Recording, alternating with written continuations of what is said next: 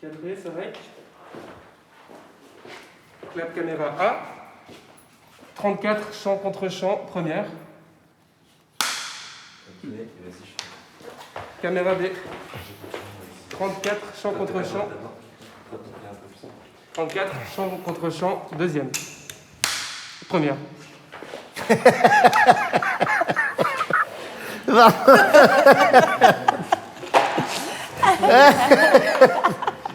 Est-ce que...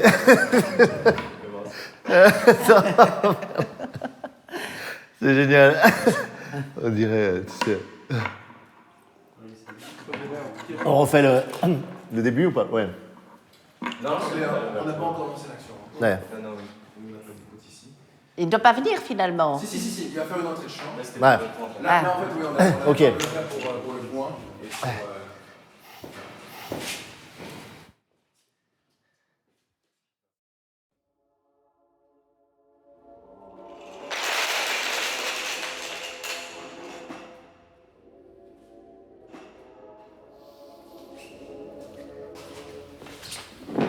Tu vois, c'est quand même incroyable ce qu'on voit sur ces murs. Moi, ça me sidère quand même, parce que on a fait quand même de capitaine d'industrie, on en a fait des icônes religieuses. On est dans un catéchisme technologique absolument aberrant, sur des gens qui, prétendant produire des technologies pour le plus grand nombre, pour les masses, sont finalement devenus des sortes de gourous absolus, des incarnations du pouvoir le plus vertical qu'on puisse imaginer, même supérieur au gouvernement, quoi. Ces gens nous ont rendus complètement addicts, complètement dépendants à leur technologie. Comment? En nous donnant du pouvoir. En nous donnant un pouvoir qui était minuscule, qui était le pouvoir essentiellement des smartphones à l'époque, et c'est encore le cas aujourd'hui. Et moi, je me suis toujours dit, c'est bien, bravo, vous nous vendez du pouvoir. Bravo, vous nous apprenez à déléguer ou à externaliser nos capacités, nos compétences, nos facultés dans les machines. Et dans ces minuscules machines que sont les smartphones ou ce que sont les IA, que sont voilà, les algorithmes, les applis, etc. Et moi, je me dis toujours, d'accord, vous demandez le pouvoir, mais qu'est-ce que vous faites de nos puissances? Et ces puissances, moi, j'ai l'impression qu'elles ont décru, voilà, qu'elles se sont dévitalisées. C'est-à-dire les puissances de faire directement les choses par nous-mêmes, la capacité à persévérer, comme ça, dans notre être, hein, le fameux conatus de Spinoza, ou d'aller au bout de ce qu'on peut, comme disait Nietzsche. Moi, j'adore cette expression. Est-ce qu'on est des êtres actifs qui vont au bout de ce qu'on peut, ou est-ce qu'on est des êtres qui, dès qu'ils commencent à amorcer une action ou un acte de cognition, décident rapidement de le transmettre et encore une fois de l'externaliser vers les applications. Donc, si on prend l'exemple très stupide qui est celui des GPS, moi j'adore, les gens immédiatement, ils arrivent dans une nouvelle ville, ils appuient sur le GPS, ils se laissent guider par la voix, et ils se disent, fantastique, j'ai le pouvoir de connaître n'importe quelle ville, ou en tout cas de m'orienter dans n'importe quelle ville. Sans se rendre compte que connaître une ville, c'est mémoriser des points clés, c'est mémoriser des axes, c'est mémoriser où est la mer, par exemple, à Marseille, si je prends l'exemple de Marseille, où se situent les Calanques, où se situe la Bonne Mère, où se situe le Vieux-Port, etc. Et c'est tout cet ensemble de repères qui fait que la ville va monter en toi, que la ville va être habitée par toi, et que tu vas garder cette capacité de spatialisation, d'orientation qu'on perd complètement quand on la délègue au GPS. Voilà, donc moi, ce critère, en tout cas, de bien distinguer le pouvoir qu'on nous donne et les puissances qu'on est en train de perdre, qui sont en train de se dévitaliser, ça me paraît, en tout cas, un critère technocritique extrêmement important et qu'on a tendance à oublier. Voilà, en tout cas, à mettre de côté parce qu'on est dans une euphorie technophile relativement forte. Oui, en fait, ce que tu décris, c'est plutôt le fait que les technologies sont devenues des drogues dures. C'est-à-dire, ce qu'on appelle les drogues dures, c'est... Mais il y a plus... Je veux dire, c'est un attachement, mais qui devient férocement exclusif. Ça veut dire qu'il n'y a plus d'agencement possible, quoi. C'est simplement, on est dans un seul type de rapport, et les autres sont exclus, parce qu'on est devenu incapable. Ouais. Mais ça, c'est la façon dont elles sont devenues. Et c'est la façon dont, en effet, on laisse devenir. Parce que moi, je me souviens, quand même, lectrice de Donna Haraway, la philosophe américaine, et je me souviens qu'elle disait, par exemple, ça date des années 80, quoi, elle parlait des cyborgs, alors que toutes les féministes et les mouvements radicaux étaient opposés à ces technologies. Ouais, c'est vrai. Elle disait, on va les apprivoiser. Il faut pas... de toute façon, ils sont là. Il faut apprendre à les apprivoiser. Et ce qui est intéressant, c'est que Qu'est-ce qui a intéressé Donna Haraway là-dedans? Quelle est la partie de son histoire personnelle? En fait, son père avait eu une tuberculose osseuse quand il était très jeune. Et donc, ce père marchait avec des béquilles. Donc, il y a toujours eu une technologie, d'une certaine manière, des prothèses. Voilà, c'est un homme de prothèses. Et pour Donna Haraway, la prothèse, c'était quelque chose avec lequel il fallait réfléchir, surtout dans ce cas-là. Donc, c'est vrai. Alors, ça, c'est le truc. Et je me dis, j'ai lu dernièrement un article du philosophe Mathieu Duperex qui contestait ce que nous affirmions à un moment donné, peut-être un peu vite, en disant crise de la sensibilité, nous avons perdu beaucoup de connexion avec la nature, nous n'avons plus de contact. Et il disait, mais en fait, pas tellement. Si on considère que la nature, et je pense qu'il me faisait une petite boutade, un petit appel, si on considère que la nature c'est un champ de merle, ouais, peut-être, en effet, peut-être. Mais c'est. Ah oui, en tout cas, mais peut-être que bon, c'est un hasard historique que les champs de merle sont revenus sur la scène à ce moment-là. Mais ce qu'il dit, c'est que, en fait, non, on est hyper connectés. On est hyper connectés, mais par des technologies, on n'arrête pas, en effet, de capter, de prendre des mesures et des choses comme ça. C'est-à-dire d'être dans une... Alors, là, évidemment, dans une relation de quoi? Une relation de sauvegarde, de protection, de vigilance, d'énorme inquiétude, ou bien une relation de surveillance constante où je dirais que le moindre bouquetin protégé, maintenant une boucle d'oreille, une puce, etc. Et donc, c'est là où moi, je suis très hésitante, parce que je me dis... les deux peuvent être possibles. Et il n'y a pas moyen de dire a priori. Il n'y a pas moyen de généraliser, de dire a priori, ça, ce sera mauvais, ça, c'est exagéré, etc. Et je sais pas pour ça. Moi c'est marrant, j'ai toujours eu un doute. Alors, moi, je procède beaucoup par intuition. Enfin, j'essaye de m'appuyer sur cette intuition directe.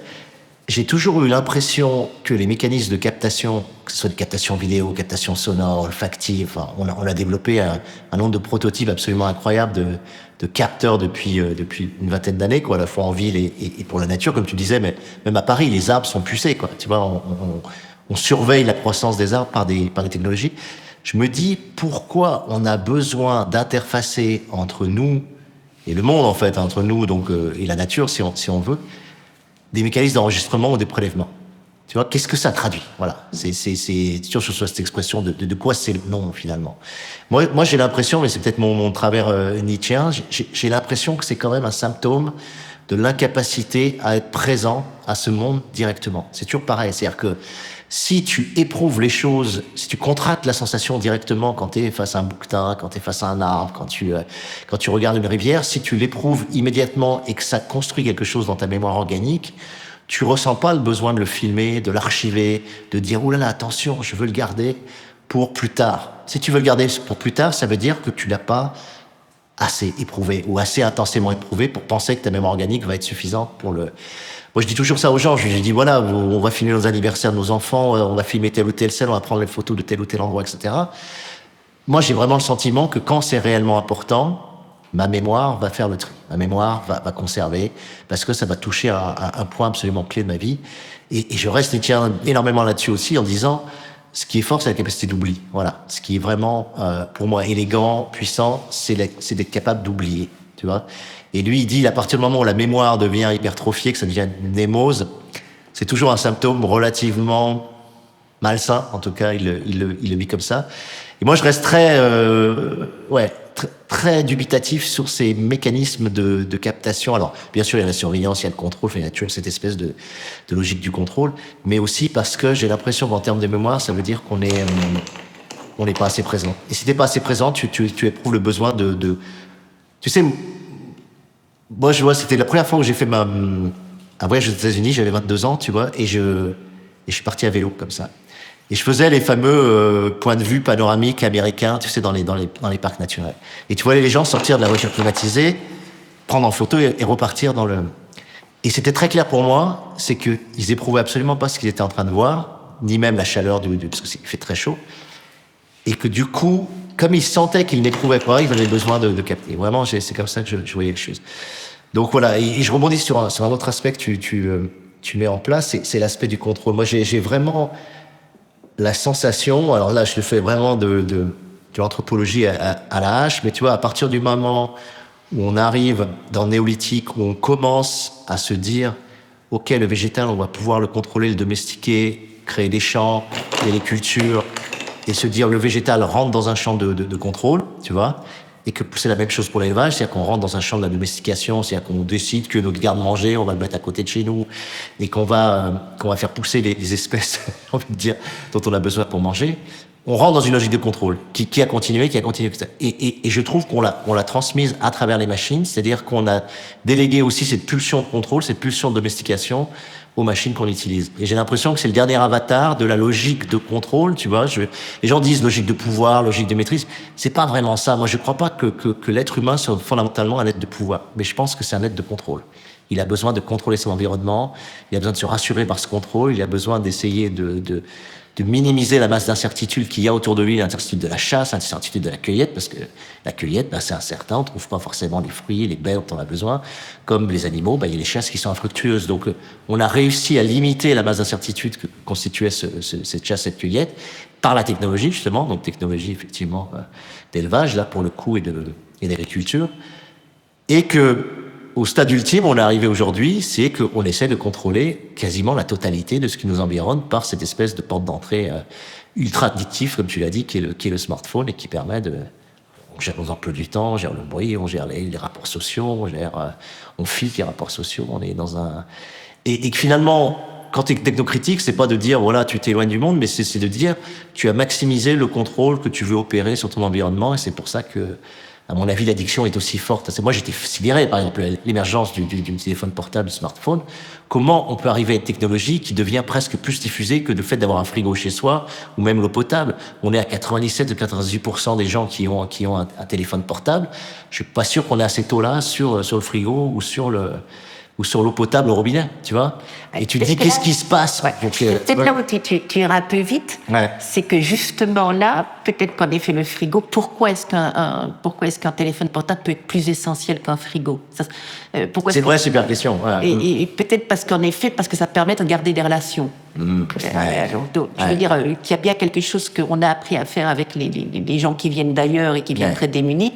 C'est la première chose qu'il faut peut-être penser à leur fournir, c'est un téléphone pour pouvoir garder en contact avec leur famille et ne pas être complètement dépossédés. Donc là, de nouveau, on peut pas en faire une généralité. Il y a bien un autre truc que tu disais. Alors le contrôle, évidemment, on retrouve la thématique qui est présente dans Les Furtifs, qui est très très très jolie, où ça se discute ferme sur la question aussi du contrôle du temps. Où c'est le temps finalement qui est au cœur du problème. Mais bon, je voulais pas partir sur un truc trop abstrait.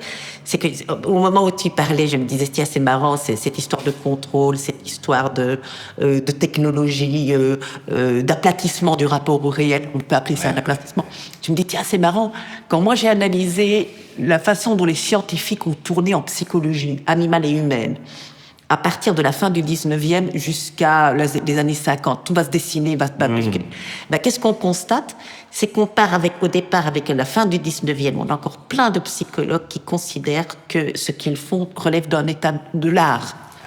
C'est-à-dire, ils doivent, d'une certaine manière, je veux dire, par exemple, dans les laboratoires allemands de la fin du 19e, c'est absolument extraordinaire. C'est les expérimentateurs et leurs sujets doivent avoir du talent. C'est-à-dire que ce sont des détecteurs. C'est très joli, cette histoire du 19e. La fin du 19e, mais ça va complètement disparaître. Début du 20e, ça commence vraiment à devenir catastrophique au point de vue de son appauvrissement. Et qu'est-ce qui se passe? Alors, en fait, ce qu'on appelle des détecteurs, c'est qu'est-ce qu'ils étudient à cette époque-là? Ils étudient le rapport entre la conscience et le corps. C'est le grand sujet. Parce qu'ils se sont débarrassés des notions philosophiques d'âme, d'esprit, etc., mais ils veulent garder la possibilité d'étudier. Alors, qu'est-ce qu'ils vont faire? Plutôt que d'étudier la conscience qui reste une nébuleuse, en revanche, la conscience en rapport avec le corps, ça, c'est parfait. Pourquoi? Parce que ça se mesure. Ils sont dans le problème du contrôle et de la mesure, bien entendu. Mais un contrôle qui reste très sympathique. Pourquoi? Alors, comment est-ce qu'on étudie ça? On se demande, tiens, est-ce que vous percevez la différence entre cette luminosité-là et cette luminosité-là? Est-ce que vous la percevez? À partir de quel seuil vous la percevez? Est-ce qu'on peut faire une équation de ce seuil? Est-ce que si je vous fais entendre ce son-là et que je vous fais un son soit en demi-ton, soit en son un peu plus fort, quand est-ce que vous percevez la différence et est-ce que l'indice de départ importe pour cette différence? C'est-à-dire qu'on fait plus facilement la différence entre 1 kilo et 1,5 kg qu'entre 2 kilos et 2,5 kg. Donc ça veut dire que ton avis. Et tout ça, ils apprenaient, par exemple, ils se faisaient piquer par des petites épingles. Quand est-ce que vous sentez ça comme un point? Quand est-ce que vous sentez ça comme 2 points? Quand est-ce que vous percevez la lumière? Quand est-ce que vous percevez un son? C'est très intéressant. C'était minimaliste comme psychologie, mais très intéressant. Et pourquoi est-ce qu'il fallait du talent? parce que la différence, la perception de petites différences, il fallait que les gens aient les sens très affinés et qu'ils soient très fiables. Ce qui veut dire que les expérimentateurs et leurs sujets, en fait, ils étaient interchangeables. Parce que parfois, les expérimentateurs considéraient que c'est le sujet qu'ils devaient expérimenter parce qu'eux-mêmes avaient tellement bien appris à percevoir des différences minimes que voilà. Alors, tu as toute une psychologie qui est une psychologie qui commence dans le contrôle, mais dans un contrôle qui demande de l'art, du talent, et donc c'est plus le même mot contrôle. C'est de l'expertise, c'est plutôt de savoir que ce qu'on fait est fiable. Parce que c'est ça aussi, hein, quelque chose que tu peux contrôler, c'est quelque chose que tu essayes de rendre fiable. Alors je me dis, et qu'est-ce qui s'est passé comme dégradation ? À un moment donné, je me suis rendu compte que ce qu'on va avoir, c'est plus du tout des expériences singulières, très particulières. Ce sont des expériences qui demandent des statistiques. Et qu'est-ce qu'on constate ? C'est qu'en fait, les expérimentateurs doivent plus avoir du talent. Les expérimentateurs ne doivent plus avoir du talent. Ce qu'ils doivent faire, c'est qu'ils doivent être interchangeables. C'est-à-dire que ce qu'un observe, un autre doit l'observer exactement de la même manière. Et que les sujets aussi, un rat qui parcourt un labyrinthe, ça doit être un rat moyen. Voilà. Il ne faut pas qu'il ait du talent, parce qu'autrement, alors, on ne peut plus faire de statistiques, ou alors il faut écraser un peu. Bref. Et ce qui me fait dire à ce moment-là, et j'en arrive tout doucement à ton point, que finalement, ce qui s'est passé, c'est une permission à la médiocrité. Je vais dire par là, il fallait du talent à la fin du 19e, et puis, comme ça, une fois que les rats entrent en scène, une fois qu'on commence à dire tout n'importe quel expérimentateur doit observer la même chose, prétendue objectivité, et n'importe quel rat doit faire plus ou moins la même performance, quel que soit son expérimentateur, en fait, c'est qu'on cherche à obtenir des rats moyens, avec des expérimentateurs moyens, parce que des expérimentateurs de talent pourraient obtenir des résultats différents, et des très mauvais aussi. Et donc, il y a une espèce d'écrasement, non pas en faveur du mauvais, ce sera un jugement moral de ma part, non, un écrasement en faveur, d'une certaine manière, de l'interchangeabilité. Et je me disais, je ne sais plus pourquoi, mais je me disais que, d'une certaine manière, la question du contrôle, c'est à ça aussi qu'elle nous donne accès, c'est-à-dire qu'elle ne nous oblige pas à du talent. Et je suis tellement concernée, parce que moi, je peux t'assurer, tu peux dire tout mal que tu veux des GPS, mais je dois dire qu'il y a des fois où je ne m'aventurerai pas dans une ville en voiture si j'ai GPS. Je ne l'irai pas, j'oublierai. Peut-être que je prendrai le train, ou peut-être que je annulerai rendez-vous. Mais c'est inimaginable pour moi de me retrouver dans certaines villes hyper compliquées, il faut faire attention à tout, sans le GPS, parce que moi, ça me permet d'arrêter de faire attention à tout. Enfin, je veux dire... Oui, tout à fait. Je peux donner toute mon attention à l'environnement, n'écraser personne, n'emboutir personne, simplement parce que quelqu'un prend en charge la partie la plus difficile, qui demande le plus de concentration. Et donc, c'est vrai, voilà. Alors, c'est quand on l'utilise tout le temps et qu'il n'y a plus de cartes dans la portière passager, que donc ça veut dire qu'on ne sait plus s'y retrouver autrement que si le GPS tombe en panne, on est cuit, et c'est peut-être la meilleure des choses, et c'est là, le roman que tu avais écrit pour les ados, c'est là aussi, c'est qu'est-ce qui se passe quand on est cuit, qu'est-ce qui se passe d'intéressant quand on est confronté. Mais c'est là où je suis un tout petit peu plus nuancée, et en même temps, je me souviens que mon beau-père était gynécologue accoucheur, et qu'il me disait qu'il c'était si triste de voir qu'avec l'échographie, les médecins n'apprenaient plus à sentir, à palper les bébés et à pouvoir décrire la position du bébé, même quantité d'autres choses, rien qu'en apposant les mains. Ça veut dire qu'on a perdu, c'est peut-être ça aussi. C'est ça qui me rendrait triste avec les technologies, c'est qu'on a perdu les mains, d'une certaine manière. Oui, on a perdu une dimension complètement organique dans le rapport au corps aussi, tu vois. Je m'en dis là-dessus aussi, moi, c'est quelque chose qui m'a toujours frappé, c'est de voir les joggers, tu vois, des gens qui courent. Je me balade à Marseille, tu vois les gens courir. Et ils ont tous maintenant systématiquement le smartphone qui est scratché généralement sur l'épaule, parfois la ceinture. Et tu sais que le smartphone, il va compter les foulées, la longueur des foulées. C'est pas pour écouter de la musique ? Alors parfois c'est pour écouter de la musique, mais en même temps c'est un capteur. D'accord ? Donc il sait exactement la distance parcourue, le trajet qui est fait puisqu'il est cartographié. Parfois il y a même le rythme cardiaque qui est donné. Alors, bientôt, il y a la tension, il y a le taux de sudation, etc., selon les capteurs que tu as. Et tu te dis, juste, je te prends le capteur de battement cardiaque, tu te dis, moi je me dis toujours, si tu n'es pas capable, quand tu cours, de savoir si tu es fatigué, si tu es un peu au-dessus de ton rythme cardiaque, si tu es un peu en dessous, si tu peux accélérer, etc., si tu le sais pas dans une sorte de perception intérieure, proprioceptive, organique, tout ce que tu veux, c'est que déjà, tu as externalisé l'info que tu as interfacé le rapport que tu as avec ton corps. Tu as décidé que ce rapport, en tout cas la fiabilité que tu avais dans la perception immédiate et intérieure de ton corps, elle était discutable. Et on le voit sur le vélo, c'est pareil. Hein. Les vélos, ils montent les codes. Non, ils savent qu'il faut pas qu'il dépasse 165 battements, en gros, minutes. Sinon, ils sont un peu au taquet. Et ça, vraiment, c'est quelque chose qui, moi, me travaille, où je me dis, mais qu'est-ce qui se passe pour qu'on ne fasse plus confiance à une perception immédiate et interne de son corps, tu vois. Pourquoi on a besoin d'interfacer ou de recourir à une machine pour nous dire est-ce que notre corps est... Bon. Et je reviens aussi à ce que tu dis. Moi, ce qui m'intéresse toujours, c'est les économies de désir. C'est quand on analyse la technologie, ok, on peut parler de pouvoir-puissance, accroissement du pouvoir, donc addiction et dépendance à cet accroissement de pouvoir. Mais aussi, il y a toujours des économies de désir qui fonctionnent derrière. Et moi, là-dessus, je suis assez deleuzien ou guattardien, je sais pas. J'essaie toujours de comprendre quels sont les désirs qui sont mis en jeu pour que tout d'un coup, des pratiques sociales deviennent hégémoniques. Voilà. Et une des choses qui me frappe, c'est que j'ai l'impression qu'il y a une perte de confiance progressive et en spiralée, c'est-à-dire c'est vraiment un cercle vicieux, qui fait que moins, je reprends l'exemple du GPS, moins tu vas utiliser les cartes, moins tu vas utiliser ces capacités de spatialisation, d'orientation directe que tu peux avoir, moins tu vas avoir confiance dans ta capacité à le faire, et plus tu vas devenir dépendant aussi au GPS. C'est-à-dire que les mécanismes d'angoisse, d'anxiété, de peur, et surtout de rapport à l'incertitude, moi je crois que c'est un point clé, font que tu vas être en demande de contrôle beaucoup plus fort, et donc de technologies censées t'assurer ce contrôle beaucoup plus fort, plus cette anxiété et ces peurs sont maximisées. Voilà. Et pour moi, il y a vraiment un phénomène, c'est comme le sentiment d'insécurité, c'est-à-dire que on sait, par exemple, que dans les rues aujourd'hui, par rapport à des années passées, qu'il y a beaucoup moins d'homicides, d'agressions, de blessés, etc. Et pourtant, le sentiment d'insécurité n'a jamais été aussi élevé, tu vois.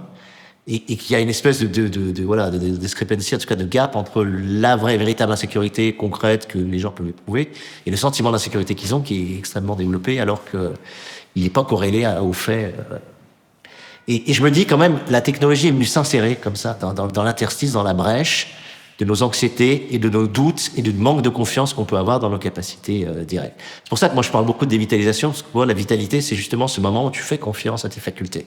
Même si elles sont foireuses, même si elles sont bâtardes. Moi je reviens là comme je t'ai raconté, de séjours au USS, Luberon, etc. On n'avait pas de GPS, d'accord, parce qu'on a une pauvre Dacia. Donc moi j'étais à la carte, on s'est gouré je sais pas combien de fois, tu vois. Tu te gourres parce que c'est mal indiqué, puis t'as l'impression qu'il y a de moins en moins de panneaux, parce que de toute façon, les gens sont censés avoir des GPS. On s'est gouré, on a perdu des demi-heures, parfois des heures de juste. Et on s'est paumé, et on a découvert des choses, évidemment, puisque l'errance permet de découvrir des choses. Et moi, j'aime bien ce côté bâtard. Voilà, j'aime bien ce côté errance, j'aime bien ce côté où je ne maîtrise pas. Voilà, je ne maîtrise pas, mais je sais qu'à un moment donné, je vais quand même me démerder. Tu vois? C'est-à-dire que j'accepte l'incertitude, j'accepte ce flottement, ce qui est une chose qui est de moins en moins acceptée. Les gens ont envie, tu sais, moi j'adore cette phrase de Peggy, quand je l'ai lue, elle a changé ma vie, c'était dans un film de Godard d'ailleurs, et c'est Françoise Verny, l'éditrice, qui dit ça, il dit « J'ai fait un choix dans ma vie, je ne veux plus être tranquille d'avance. » Tu vois? Et ne pas vouloir être tranquille d'avance, tu vois. Et Peggy fait un texte, mais complètement bouclé, j'ai retrouvé sur le net, c'est un texte, mais de psychopathe, parce qu'il parle des retraités, il parle de la volonté d'atteindre la retraite, enfin c'est un texte qui est au niveau de la Première Guerre mondiale, et il pose ce truc-là, qui est pour moi un coup de génie sur l'époque, tu vois. Il dit, ne pas vouloir être tranquille d'avance. Si tu acceptes ça, ta vie est totalement changée, et ton recours aux technologies va être beaucoup plus minoré, parce que la technologie, elle est censée t'amener ça. Le fait que tu as l'incertitude la plus réduite possible et que tu as une sorte de tranquillité d'esprit que c'est censé... qui est fausse d'ailleurs, parce que le GPS peut tomber en panne, tu peux pas avoir de réseau, etc. Mais en tout cas, on te vend ça. On te vend une sorte de tranquillité d'avance. Voilà. Les prototypes, chaque fois que tu veux des trucs, tu le Ouais, c'est ça. J'essaie de réagir, je me dis, mais On se voit plus, là. Bon, je réélargis. Vas-y, rétrécis-le-nous encore. Il va se casser la figure cette fois-ci. Ouais, C'était un truc, voilà, je suis en train de faire, tu sais, sans transition, là, pour le moment. Mais ça va pas t'étonner, mais quand même, je vais essayer de soigner la transition. Tu parlais de la sécurité dans les villes. Tu te dis, ben voilà, il y a beaucoup moins de crimes, etc., etc. Moi, j'ai entendu un truc très joli Et c'est pour passer de l'imaginaire à l'imagination que je suis en train de faire ce coup-là, de faire cette transition-là. Attendez, un truc très joli d'un vétérinaire, il y a quelques années d'ici à Lyon, qui disait que les gens qui avaient des chiens avaient un sentiment de sécurité bien meilleur que les gens qui n'avaient pas de chiens. Ouais. Alors, c'est ça qui est intéressant, c'est que c'est pas parce que le chien te protège. Ça va pour les chihuahuas, ça va pour... Exactement, les caniches, les trucs... Tout va, quoi. N'importe quel chien peut faire l'affaire. Alors, qu'est-ce qui se passe? Et c'est ça qui était joli comme explication. Il dit, quand les gens ont un chien, ils sont obligés de sortir de chez eux. Et c'est-à-dire qu'ils sont confrontés à la ville telle qu'elle est et pas telle qu'ils imaginent qu'elle est. Et le fait que les gens... Alors, tu as un double mouvement, parce que c'est ça qui est génial aussi, c'est performatif, ce genre de choses. Tu as un premier mouvement où les gens sont confrontés à la ville telle qu'elle est et se rendent compte qu'elle n'est pas si dangereuse que... Ils n'ont pas peur, enfin bref, s'ils ont peur, c'est vraiment, ils se sont trompés de quartier pour eux, quoi. Et le deuxième, c'est que le fait que les gens sortent, on sait très bien que plus il y a du monde le soir dans les rues, plus la sécurité est garantie, parce que plus éventuellement, moins les choses peuvent se passer. Et je me dis, tiens, mais pourquoi est-ce que les gens imaginent? C'est quoi cette imagination-là? Alors, parce qu'on était aussi en train, tous les deux, on aime l'imagination, je veux dire, on essaye de travailler, enfin, on essaye de la faire croître, on essaye de la nourrir, on essaye, en se disant qu'une imagination nourrie, c'est une imagination qui devient plus ample, qui devient il y a une texture plus intéressante, avec plus de motifs, etc. Et je me dis, mais alors ici, qu'est-ce qu'on fait de cette imagination-là, quoi? Cette imagination qui appauvrit, qui rétrécit l'existence. Et donc, ça veut dire qu'il y a des imaginations qui augmente l'existence, hein, je reprends le côté le plus spinoziste que tu proposais, et puis il y a des imaginations qui rétrécissent l'existence. Justement, l'imagination de ne pas supporter l'incertitude, j'imagine tout ce qui pourrait se passer si j'ai pas mon GPS, le nombre de fois que je vais écraser 4 personnes, me perdre dans les rues et tout, moi ça appauvrit mon existence, et voilà, bon, c'est comme ça. Et puis je me dis, mais tiens, ça c'est une distinction qu'Isabelle Stengers faisait, et je trouve qu'elle est extrêmement utile, c'est qu'elle fait une très grosse différence entre imaginaire et imagination. Et pour elle, l'imaginaire, c'est justement une espèce d'imagination précodée, qui répond à une idée ou à une vérité. On parlera de l'imaginaire réactionnaire, d'un imaginaire... bref, on parle en général d'une imagination appauvrie parce qu'elle est codifiée. Et que d'une certaine manière, c'est un espèce de modèle à penser. Voilà, l'imaginaire, ça devient un modèle à penser. Pas que je n'aime pas pas que je disqualifie les modèles, c'est très intéressant. Les patrons pour faire de la couture, c'est merveilleux. Autrement, c'est comme ça qu'on apprend. Mais l'imaginaire tel que l'est défini. Alors que l'imagination, c'est justement quelque chose qui ouvre, qui amplifie, qui est incertain, qui t'envoie n'importe où. Et je crois que ce contraste qu'elle fait, peut-être qu'elle ne serait pas d'accord avec moi, il faudra le lui demander, recoupe d'une certaine manière un contraste qui n'est pas le même, hein, ça se plaque pas l'un sur l'autre, mais je sens qu'il y a comme une intuition commune, le contraste entre ce que c'est qu'être militant et ce que c'est qu'être activiste.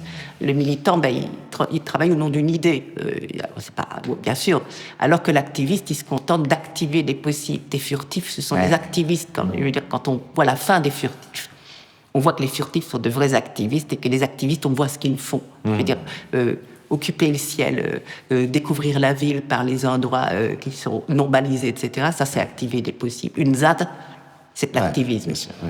Voilà. Et je me dis, mais tiens, est-ce que ce sont aussi des questions d'imaginaire et d'imagination qui donnent pas le contour, mais qui, d'une certaine manière, donnent une certaine texture à la différence entre les deux. C'est hyper intéressant ce que tu dis là-dessus. Moi, c'est marrant, j'ai plusieurs jeux de mots qui, pour moi, sont assez précieux là-dessus. C'est que je me suis toujours... Il y a un terme que j'adore, alors je sais pas si je l'ai inventé ou pas, je m'en fous, c'est imaginer, voilà. C'est-à-dire que j'enlève le i de départ, et je Pourquoi? C'est parce que le i, c'est le i de iPhone, c'est le i c'est le i de Apple. Et en fait, c'est un jeu de mots qui paraît con, mais qui pour moi, je parle de imagination, tu vois, et je parle de imaginer. Imaginer, c'est à la fois la magie, et c'est aussi imaginer, tu sais, au sens où tu vas bricoler. Et pour moi, l'imaginaire, c'est ça, c'est la capacité à imaginer, voilà, à créer de la magie, mais aussi, donc, avec la magie au sens complexe, à prendre des forces qui sont des forces du chaos, qui sont des forces que tu vas réajuster, retravailler, avec lesquelles tu vas produire l'existence, et j'adore ce terme, voilà, je trouve qu'il est très beau, et je lui oppose l'imagination, ou l'imaginaire, mais moi je l'écris N-E-R-F, tu vois. Pourquoi? Parce que j'ai l'impression que justement le système numérique, enfin le système, en tout cas l'empire numérique dans lequel on vit, le système d'activation qu'on subit par les réseaux et qu'on active nous-mêmes aussi, c'est un système Tu vois, moi, je reprends les termes là-dessus de Deleuze quand il analyse le cinéma. C'est des schèmes stimuli-réaction, voilà, qui sont mis en place. C'est la fameuse image-action dont parle Deleuze. C'est-à-dire qu'il y a des stimuli, il y a des sollicitations, ça peut être des notifs, ça peut être des SMS, ça peut être des messages, ça peut être, voilà. Mais surtout le flux, tout à fait intéressant, quand tu vois sur Facebook les flux de notifs qui viennent systématiquement apparaître sur ton mur. Et du coup, tu as un stimuli qui est généré, et toi, tu réagis au stimuli. Donc pour moi, encore une fois, on optimise les systèmes de réaction par rapport au système justement d'action, tu vois, puisque celui qui réagit, c'est celui qui est face à un stimuli qui va... Et Ouais. moi, je garderais l'idée précieuse de ce que tu dis de réaction, mais je ne m'opposerai pas à action. Ouais. Parce qu'on est de nouveau alors dans cette histoire de passivité, activité. Ouais, On sait on sait qu'on va pas, on n'est bah, c'est pas, ça. Ouais, non, tout à fait. je veux dire, c'est pas les chemins où on va. En revanche, je dirais réaction-réponse. Oui, d'accord. Tu vois, c'est quand on voit quelque chose qui demande une réponse. Moi, je trouvais par exemple, c'est quelque chose qui m'avait fait penser. C'est à un moment donné, avec des amis, on voulait créer une banque du rêve, des rêves. Alors, le mot banque, déjà, ça avait fait cliquer certains. On va essayer de trouver autre chose, quoi. Alors, bon, mais gardons l'idée banque des rêves. Pour le moment, on n'a pas encore trouvé mieux. Notamment avec Alain Kaufmann, qui est un collègue suisse et quelqu'un avec qui on aime beaucoup travailler.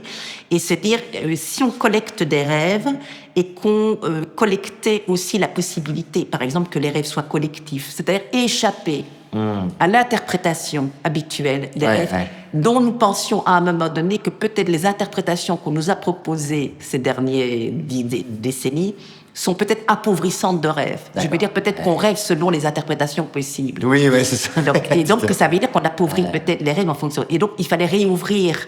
Et puis, à un moment donné, j'en parle avec un de mes amis artistes, Patrick Corillon, qui dit, mais c'est un rêve, ça ne demande pas d'interprétation. Ça demande une réponse. Et je trouvais que c'était fabuleux, quoi. Voilà. Et alors là, le mot réponse, et donc, on est Deleuzien, n'interprété, pas expérimenté. Mais une réponse, c'est une expérimentation. Parce que tu sais jamais ce qu'une réponse va pouvoir produire. Et elle est toujours imprévisible, alors qu'une réaction est hyper prévisible. Et donc, une réaction, c'est l'imagination appauvrie. C'est l'imaginaire, c'est ce qui est prévisible. Alors que la réponse, c'est justement au moment où s'ouvre l'imagination. Et je reprends alors l'idée. Alors, je fais un saut pour revenir à quelque chose que tu dis sur les technologies, où tu vois que j'ai fait un peu... moi aussi, tu sais bien que j'utilise beaucoup les technologies parce que je vis mal mes incompétences. Enfin, je n'arrive pas... Il y a des moments où mes incompétences... Je n'arrive pas à activer chez moi des forces suffisantes par rapport aux incompétences. Donc, je cède à la facilité, je cède à des formes de paresse, quoi. Parce que je crois mais je me dis aussi qu'en revanche, là où je te donnerais totalement raison pour les technologies, c'est en reprenant un contraste que Charles Stepanov faisait quand il étudie le chamanisme. Stepanov a une théorie extraordinairement intéressante du chamanisme, une théorie profondément matérialiste du chamanisme et influencée en même temps par les sciences cognitives lorsqu'elles ont de plus intéressant. Et il va dire que, d'une certaine manière, l'imagination, en fait, il va pas seulement, lui, il va pas faire cette distinction imaginaire-imagination comme le fait Isabelle, mais il va faire une distinction entre imagination passive et imagination active. Et ça, c'est très joli. C'est que, de fait, je vais dire, ton roman adressé aux adolescents, dont tu dois me rappeler le titre, parce que... Scarlet Nova. Voilà, oui, Scarlet Nova. Il va, à un moment donné, montrer à quel point, en effet, qu'est-ce qu'on nous propose avec les technologies, et même, qu'est-ce qu'on nous propose, c'est plutôt une position d'imagination passive, c'est-à-dire qu'on reçoit, à la rigueur, on amplifie un peu. C'est peut-être ça aussi qui fera la différence entre le tout bon cinéma qui te demande vraiment un travail formidable et pas intellectuel nécessairement, mais un travail d'imagination, et un truc qu'on donne tous les codes. Alors, je vais pas dire de nom ici, mais il y a 2-3 films qui étaient sortis ces derniers temps où tu as l'impression qu'on te donne tous les codes, t'as plus rien à faire, quoi, t'as pas de boulot à faire, tu sors de là, t'as l'impression d'être rempli et d'avoir rien foutu.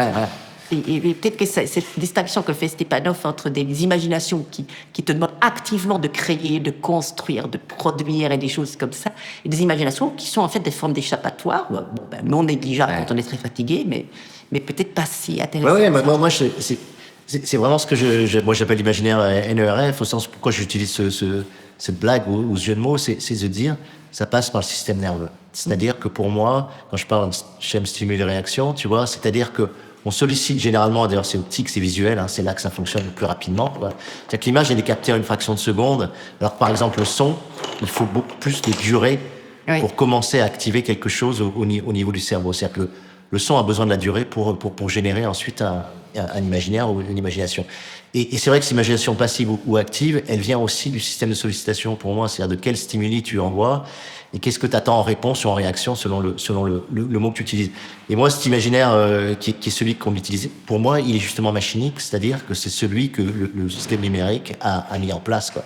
C'est-à-dire que c'est des sollicitations extrêmement simples, c'est des sortes d'impulsions, on va dire, qui vont générer une réponse très très rapide, très immédiate, un like, un dislike, une adhésion, une contre-adhésion. C'est une sorte de viralité, mais qui fonctionne au système nerveux. C'est un peu comme tu joues aux jeux vidéo. Le problème des jeux vidéo à certains moments, certains jeux vidéo en tout cas ne fonctionnent que sur des stimulations nerveux, tu vois. C'est-à-dire que tu le sens quand tu joues, tu n'as plus de chair, tu n'as plus de corps, tu es ton système nerveux. Tu es ton Tu es système joueur, nerveux. toi. Ouais. Je suis joueur un petit peu, mais pas, je suis pas. Non, parce que tu en parles tellement, avec un tel réalisme. Mais parce que j'ai monté un studio de jeux vidéo et j'ai créé un jeu pendant 3 ans. Ah, Donc c'est je ça. sais ce que c'est. Ouais, Parce que je lis la zone du dehors, je me dis, bon, ben, Ouais, c'est un ouais, mec ouais. qui a- Non, je sais ce que c'est le cours d'apprentissage, c'est comment on monte un jeu, etc. Donc, mais je suis plutôt un faiseur de jeu qu'un joueur.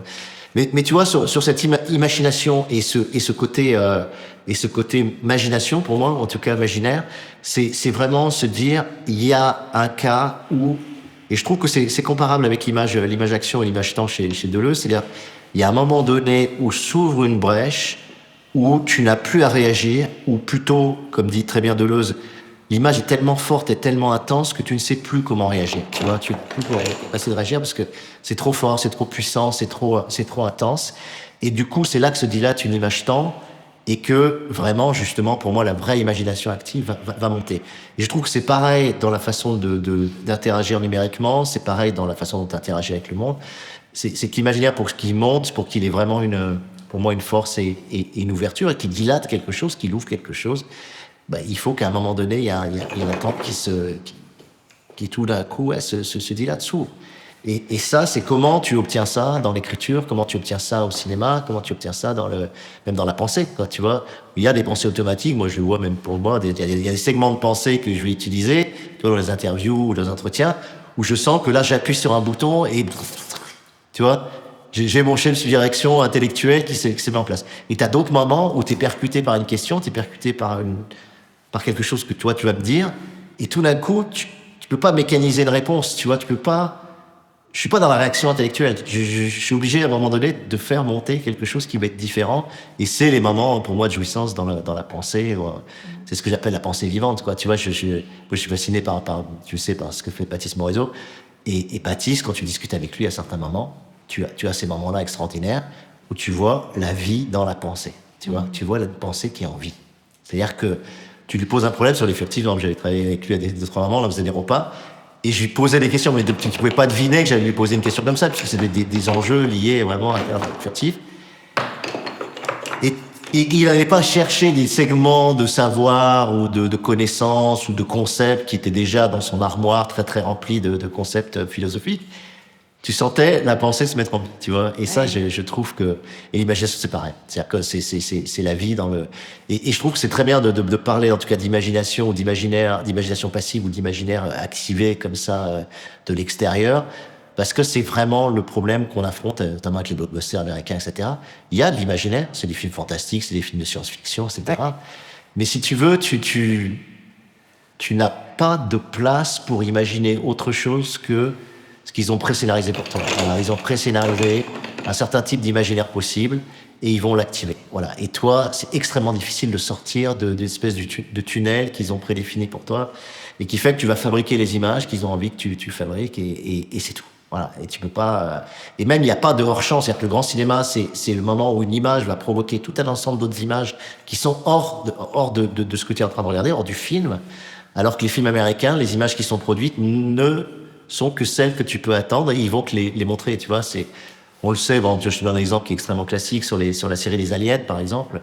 Les premiers Aliens où tu vois pas la bête, l'imaginaire de la peur, de la terreur, etc. est extraordinaire. Et à un moment donné, ils rentrent dans une espèce d'immense grotte où il y a tous les œufs et tu comprends que c'est les fameux aliens qui sont en train de pousser. C'est 10 fois plus puissant dans l'imaginaire de la terreur que quand tu vois la bête à triple mâchoire extraordinairement bien faite en 3D qui vont faire ensuite sur les aliens 4, 5, etc. Où tout d'un coup, ils écrasent l'imaginaire sur une image qui est déjà prédéfinie. Donc tu dois avoir peur de cette triple mâchoire. Ben, moi, elle me fait pas peur, la triple mâchoire, même si elle est horrible.